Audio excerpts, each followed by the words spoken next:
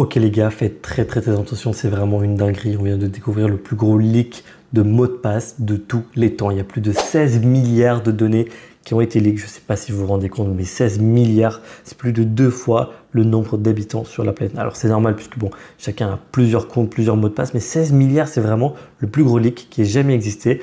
Dans cette vidéo, je vais vous expliquer exactement quoi faire pour pouvoir s'y protéger. Donc n'hésitez pas à partager et à reposter pour que vos proches puissent également y être alertés. Donc la première chose à faire forcément, c'est de modifier votre mot de passe. C'est le plus important.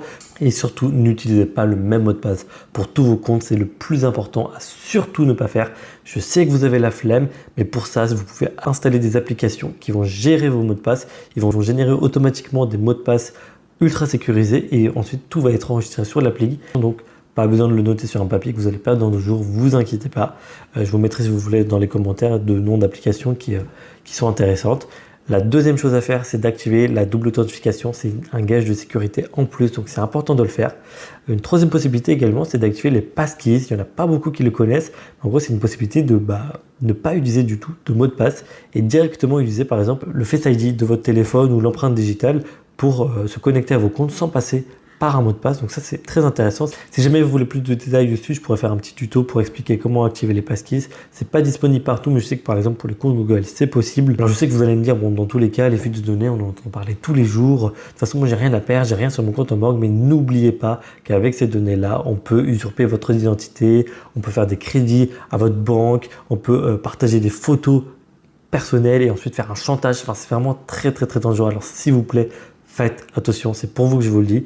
Et le pire dans tout ça, c'est que ces 16 milliards de données, c'est des données entièrement neuves. C'est-à-dire que c'est pas d'anciens hacks, des données qui ont été recyclées. C'est vraiment 16 milliards de nouveaux mots de passe qui ont été hackés. Et donc là, c'est la possibilité que un de vos comptes fasse partie de ces mots de passe-là est encore plus élevée. Alors il y en a qui vont me demander, mais comment est-ce que c'est possible qu'ils ont pu hacker toutes ces données-là?